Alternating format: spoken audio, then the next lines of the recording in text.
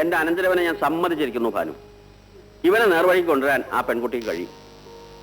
നേരാണോ ചേട്ടാ? അതേടി, നല്ല കുട്ടി, വീടും വീട്ടുകാരും ഒക്കെ കൊള്ളാം. പിന്നെ സാമ്പത്തികമായി അവർ സ്വല്പം പിന്നാക്കമാണ്. സ്വത്തിന്റെ കാര്യം പോട്ടെ ചേട്ടാ, വേണ്ടതിലേറെ ഇല്ലേ ഇവിടെ. നമ്മുടെ മോന്റെ കാര്യത്തിൽ അവർ അഭിപ്രായ വ്യത്യാസം വല്ലതും പറഞ്ഞു എന്നാണ് എനിക്ക് അറിയേണ്ടത്. അത് പറയാൻ ഇവനെ പറ്റി ഇതുവരെ അവർക്കൊന്നും അറിഞ്ഞുകൂടല്ലോ. പെണ്ണിന്റെ അച്ഛൻ ഇവനെ കാണാൻ വരുമെന്ന് പറഞ്ഞിട്ടുണ്ട്. അദ്ദേഹം എന്ന് വരാമ? 5-ാം തീയതി വരാമെന്നാ പറഞ്ഞത്. ഓ, അവന്റെ ഒരു തിടുക്കം കണ്ടില്ലേ? എന്റെ ഗുരുവായൂരപ്പ, ഈ കല്യാണമെങ്കിലും നടത്തി തരണേ. ഇത് നടക്കും ഭാനു. അല്ലെങ്കിൽ ഇത്രയും നല്ലൊരു പെൺകുട്ടിയെ കണ്ടെത്താനോ ഇവൻ ഇങ്ങനെ ഒരു നിർബന്ധം തോന്നാനോ വല്ല കാര്യമുണ്ടോ? ഇത് ദൈവനിശ്ചയാ. മോഹൻ ഇനി ടൗണിൽ പോകുമ്പോ ആ വീടും സ്ഥലമൊക്കെ വേണമെങ്കിൽ ഒന്ന് കണ്ടോ. ശരിയമ്മാ.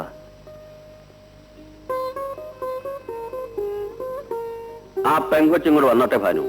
നിന്റെ മോൻ തങ്ക കമ്പി പോലെ ആവും. എന്റെ ദൈവമേ. ഞാനൊരു കാര്യം ചോദിച്ചാ നേര് പറയോ? ചോദിക്കൂ. അന്ന് ഗ്രീൻ റൂമിൽ വെച്ച് ആദ്യമായി എന്നെ കണ്ടപ്പം എന്തോ തോന്നി? വെറുപ്പ് തോന്നിയോ? വെറുപ്പോ? പിന്നെന്താ, ഇഷ്ടം തോന്നിയോ? എന്തിനാ അറിയുന്നേ? എങ്കിൽ എനിക്ക് എന്തോ തോന്നിയെന്ന് പറയട്ടെ. എനിക്കൊരു പുതിയ ജീവിതവുമായി ഒരു ദേവത പ്രത്യക്ഷപ്പെട്ടിരിക്കുന്നു തോന്നി. കളിയാക്കണ്ട. സത്യം. ഇന്നലെ വരെ ഞാനൊരു എരപ്പാളിയായിരുന്നു. ചെയ്യാത്ത കൊലജായ്മകളൊന്നുമില്ല. പക്ഷെ രാധയെ കണ്ടു കഴിഞ്ഞപ്പം ഒരു പുതിയ തേജസ് എന്നിലേക്ക് കടന്നു വന്ന പോലെ തോന്നി. ഇങ്ങനെ മോശം പറയാനാണെങ്കിൽ ഞാൻ പോവാ. മോഹസ്തുതിയല്ല രാധയെ, സത്യം പറഞ്ഞാണ്. ഇതുവരെ ഞാൻ ആരുടെയും നിയന്ത്രണത്തിലല്ലായിരുന്നു. ഇനി മുതൽ എന്നെ നിയന്ത്രിച്ച് നേർവഴിക്ക് കൊണ്ടുപോകേണ്ടത് രാധികയാണ്. എന്റെ നിയന്ത്രണത്തിൽ നിന്നില്ലെങ്കിലോ? അതൊരിക്കലും ഉണ്ടാവില്ല. എത്ര കൊളരാത്തവനും ആരെങ്കിലും ഒരാളെ അനുസരിച്ചെന്നിരിക്കും. എന്നെ അനുസരിപ്പിക്കാൻ ജനിച്ചത് രാധികയാണ്. അമ്മ എല്ലാ കാര്യങ്ങളും എന്നോട് പറഞ്ഞു. കുറച്ചൊക്കെ അമ്മാവനും. അതെല്ലാം കേട്ടപ്പം ഈ കല്യാണം വേണ്ടായിരുന്നു എന്ന് തോന്നിയിരിക്കും. അങ്ങനെ തോന്നിയില്ല. ചൂടും ചുണയുള്ള നല്ലൊരു ചെറുപ്പക്കാരൻ, നന്നാക്കാൻ കൊള്ളാവുന്ന നല്ലൊരു ഭർത്താവ്, അതാണ് തോന്നിയത്. ഞാൻ രക്ഷപ്പെട്ടു.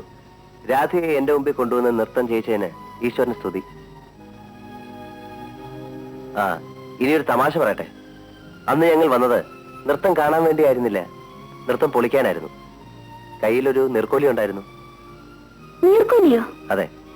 പക്ഷെ നൃത്തം തുടങ്ങിക്കഴിഞ്ഞപ്പം നീർക്കോലിയെ പുറത്തെടുക്കാൻ തോന്നിയില്ല. എല്ലാം മറന്നുപോയി. ആളുകളുടെ ഭാഗ്യം. എന്റെയും.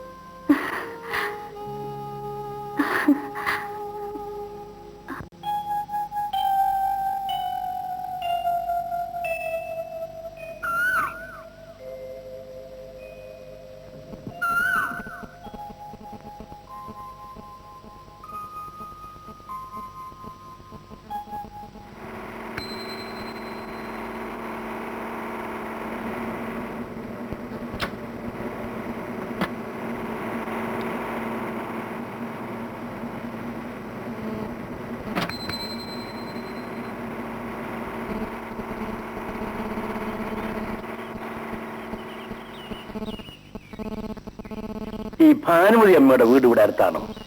പൂമംഗലം ബംഗ്ലാവിലെ കൊച്ചമ്മയാണോ? അതെ, അത് തന്നെ. ഈ വഴി നേരെ അങ്ങോട്ട് ചെല്ലുമ്പോ ഒരു വളവുണ്ട്. അവിടെ ആരോട് ചോദിച്ചാലും പറഞ്ഞു വലിയ ഉപകാരം.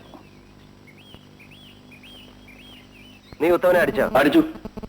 എന്തിനാണ് ഇവൻ നിന്നെ അടിച്ച്? അച്ഛനെ ഞാൻ ഇയാളുടെ ഷാപ്പിൽ കയറി അല്പം സ്മാൾ അടിച്ചു. അപ്പൊ കൊടുക്കാൻ പോക്കറ്റ് ദ്രവ്യമില്ലായിരുന്നു. പിന്നെ കൊടുക്കാമെന്ന് പറഞ്ഞപ്പോ ഇയാൾ എന്റെ ചെവുക്കുറ്റിക്കൊരു അടി. നേരാണോ അവൻ പറഞ്ഞേ? കാശ് ചോദിച്ചപ്പോ നിന്റെ തന്തയ്ക്ക് പറഞ്ഞു. തന്തയ്ക്ക് പറഞ്ഞാ നീ അടിക്കൂ? ഉമ്മ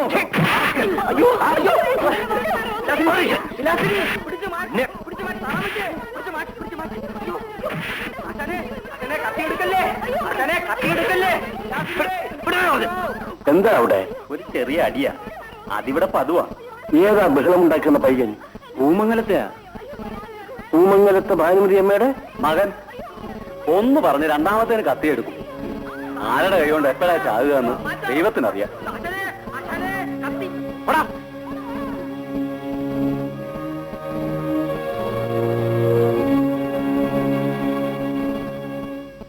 ഇവിടെ ഇനി ഇവിടെ കേരളെന്ന് പറഞ്ഞു പോയവനാ ഞാൻ. പക്ഷെ നിന്നെ ആരോ അടിച്ചു എന്ന് അറിഞ്ഞുകൊണ്ട് മാത്രം ഞാൻ വന്നതാ. ഇനിയെങ്കിലും മര്യാദയ്ക്ക് ജീവിക്കണം.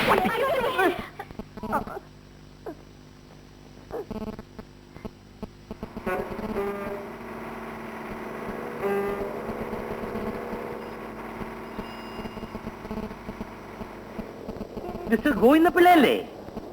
ശങ്കരന്മാരല്ലേ? നിന്നെ കണ്ടിട്ട് കഴിഞ്ഞിട്ട് എത്ര വർഷങ്ങളായി? നീ അയാൾ ആകെ അങ്ങ് മാറിപ്പോയില്ലടാ ശങ്കര. നീ ഇവിടെ എന്തിനു വന്നു? എന്ന് വന്നു? ഇപ്പോഴെങ്ങോട്ട് പോകുന്നു? എന്തൊക്കെയാ വിശേഷങ്ങള്? ഓ, ഇങ്ങനെ എല്ലാം കൂടെ ഒരുമിച്ച് ചോദിച്ചാൽ ഉത്തരം പറയാൻ പ്രയാസമാ. ശരി, ഇനി നീ ചോദിച്ചോളൂ. നിന്റെ ഭാര്യയുടെ പണ്ടത്തെ അസുഖമൊക്കെ എങ്ങനെ ഇരിക്കുന്നു? ആത്മയല്ലേ? വിഷുവിനും ചങ്കരാതിക്കും ഒക്കെ അവളെ വന്ന് കാണാറുണ്ട്. ഒരു മാറ്റവും ഇല്ലല്ലോടാ. നിനക്കിത്തിരി പ്രായം കൂടിയതുപോലെ തോന്നുന്നു. വർഷങ്ങൾ നമ്മുടെ കാഴ്ചവട്ടിൽ കൂടി ഒഴുകി ഒഴുകി പോകുന്നത് നമ്മൾ അറിയുന്നുണ്ടോടാ ശങ്കര? നിന്റെ സാഹിത്യപ്രമം ഇതുവരെ തീർന്നിട്ടില്ലല്ലേ? അതെങ്ങനെ തീരും? കൂടെ പറഞ്ഞതല്ലേ. ഒരു കാര്യം ചെയ്യാം, നമുക്ക് വീട്ടിലേക്ക് പോവാം. 10-20 വർഷങ്ങൾക്ക് ശേഷം കാണുന്നതല്ലേ. വിശേഷങ്ങളൊക്കെ അവിടെ ചെന്നിട്ട് പറയാം. വീട് ഇവിടെ അടുത്ത് തന്നെയാണോ? അടുത്തല്ലെങ്കിൽ നിന്നെ എടുത്തുകൊണ്ട് പോവാം. പോരെ? ആ, ഗോവിന്ദപിള്ള 8 മണിക്കുള്ള ബസ്സിന് വരുമെന്നല്ലേ ചേട്ടൻ പറഞ്ഞത്? മണി 10 കഴിഞ്ഞു. അദ്ദേഹത്തെ ഇതുവരെ കണ്ടില്ലല്ലോ. ആദ്യത്തെ ബസ് ചിലപ്പോ കിട്ടിക്കാണില്ലായിരിക്കും. ഇനി വല്ല എതിരാളികളും ചെന്ന് എന്തെങ്കിലുമൊക്കെ പറഞ്ഞു കൊടുത്തിട്ടുണ്ടോ എന്നാണ് എന്റെ സംശയം. എതിരാളികളെ ഉള്ളൂ, പക്ഷെ അവരൊന്നും അറിഞ്ഞു കേട്ടി എന്ന് പറയാൻ സമയമായിട്ടില്ല. എന്തോ കുഴപ്പമുണ്ടെന്നാണ് എന്റെ മനസ്സ് പറയുന്നത്. ആ മനുഷ്യനെ കണ്ടിട്ട് വാക്കുമാറി പറയുന്ന ഒരാളെന്ന് എനിക്ക് തോന്നിയില്ല.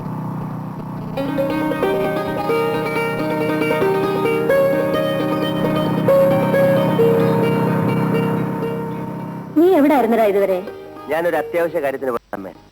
അദ്ദേഹം വന്നോ അമ്മ? അയാൾ വന്നിട്ട് അയാളുടെ പാട്ടിന് പോയി. നേരാണോ അമ്മേ? ഇതുവരെ വന്നില്ല മോനെ. ഇനി വഴിയറിയാൻ പാടില്ലാതെ എവിടെയെങ്കിലും കിടന്ന് ചുറ്റുകയാണോ? അമ്മാവനൊന്ന് പോയി അന്വേഷിച്ചാലോ? ഞാൻ പോയി അന്വേഷിക്കാനോ? അത്രയ്ക്ക് താഴോട്ട് പോകണ്ട. അദ്ദേഹം വരും ചേട്ടാ. മോഹൻ ഇത്ര വലിയ ആഗ്രഹം തോന്നിയപ്പോ ദൈവം അത് തട്ടിക്കളയില്ല. ഇല്ലെന്നാണ് എന്റെ മനസ്സും പറയുന്നത്. പോരെങ്കിൽ എന്റെ വലിയൊരു നേർച്ചയുണ്ട്. എന്നാ പിന്നെ സംശയിക്കേണ്ട കാര്യമില്ല. അദ്ദേഹം വരും, ഈ കല്യാണം നടക്കും. ഗോമതിയൊക്കെ സുഖമായിരിക്കുന്നു? പ്രത്യേകിച്ച് അസുഖങ്ങളൊന്നുമില്ല. മോൾ എന്ത് ചെയ്യുന്നു? അവൾ BSc ജയിച്ചു നിൽക്കുകയാണ്. ജോലിക്കൊന്നും ശ്രമിക്കുന്നില്ലേ? ശ്രമങ്ങളൊക്കെ നടക്കുന്നുണ്ട്. ഇതൊന്നും ആയില്ല. പണം തികഞ്ഞില്ല. ഒരു ചാക്കൂടെ വേണമെന്ന് ഞാൻ അപ്പോഴേ പറഞ്ഞതല്ലേ. ഉപ്പ് വെട്ടിയിരുന്നോണ്ട് മതിയാകുന്ന കരുതിയത്. ഒരു അരച്ചാക്കൂടി വാങ്ങാം. മകനാണല്ലേ? അല്ല, അനന്തരവനാ. ഇവന്റെ അച്ഛനും അമ്മയും കൊച്ചിലെ മരിച്ചു പോയതുകൊണ്ട് ഞാനാണ് വളർത്തിയതും പഠിപ്പിച്ചതും. അഗ്രികൾച്ചറൽ MSc പാസ്സായി. ഉടനെ ജോലിയും കിട്ടി. പക്ഷെ അത് വേണ്ടെന്ന് വെച്ച് ഇപ്പൊ സ്വന്തം കൃഷി കാര്യങ്ങളൊക്കെ നോക്കുകയാണ്. മോനെ ശ്രീധര, ഇത് mister Govinda Pillai, retired head master. അമ്മാവന്റെ ഒരു പഴയ സുഹൃത്താ. ഒരു മകനുണ്ടായിരുന്നല്ലോ, ഇപ്പോഴും ഉണ്ട്. അവനോട് ഇല്ലേ? മുറിയിൽ കാണും. ഒന്ന് വിളിക്കേ. ഞാൻ വിളിച്ചോണ്ട് വരാം. നീ പോയി കാപ്പി ഉണ്ടാക്ക്. ശരിക്ക് കഴിക്കാൻ എന്തെങ്കിലുമൊക്കെ വേണം. അയ്യോ, അക്കാര്യം ഞാൻ മറന്നുപോയി. ഇപ്പൊ ഉണ്ടാക്കിയതാ. ചാപ്പാടിന്റെ കാര്യത്തിൽ നിനക്കിപ്പോഴും ദാക്ഷിണ്യൊന്നും ഇല്ലല്ലേ? അവിടെ ദാക്ഷിണ്യം കാണിച്ചിട്ട് പിന്നെ ജീവിക്കുന്നത് എന്തിന്? നമസ്കാരം. ഇവനാണ് എന്റെ സന്തതി വേണു. 4 കാശിന് കൊള്ളില്ലെന്ന് മാത്രം. ബിസിനസിന് പോയി, അത് മുടിച്ചു. കല്യാണം കഴിച്ചു കൊടുത്തു. എന്ത് വിശേഷം? ഭാര്യയും കുഞ്ഞും അവളുടെ വീട്ടിലാണ്. ഇതാണ് ഇവന്റെ അവസ്ഥ. ഇതിനു വേണ്ടിയായിരുന്നു എന്നെ മുറിഞ്ഞു വിളിച്ചു വെച്ചത്. എന്താ കുറച്ചിലായിപ്പോയോ? ഞാൻ പറഞ്ഞതിലൊരു അക്ഷരം നുണയുണ്ടോടാ? അതൊക്കെ പോട്ടെ. എന്താ മോന്റെ പേര്? വേണുഗോപാൽ. നീക്ക് പോവല്ലോ. പരിചയപ്പെടുത്തി കഴിഞ്ഞില്ലേ? ഞാൻ പറഞ്ഞത് സാറിന് ഇഷ്ടപ്പെട്ടില്ലെന്ന് തോന്നുന്നല്ലോ. ഇഷ്ടപ്പെട്ടു. പോരെ?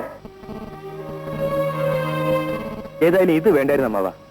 പണ്ടേ വിഷമിച്ചു കഴിയുന്ന ആളിനെ വീണ്ടും വിഷമിപ്പിക്കുന്ന കഷ്ടമല്ലേ? അവൻ ശരിക്കൊന്ന് വിഷമിക്കട്ടെ, എന്നാലേ ഇനിയെങ്കിലും ജീവിക്കാൻ പഠിക്കൂ. അപ്പൊ ഞാൻ പോയി വളം വാങ്ങിച്ചിട്ട് വരാം. നീ കാപ്പി കുടിച്ചോ? വന്നിട്ട് കുടിക്കാം അമ്മാവ. വരട്ടെ സാർ. സത്യം പറഞ്ഞ ശ്രീധരനാണ് ഇവിടുത്തെ എല്ലാ കാര്യങ്ങളും നോക്കുന്നത്.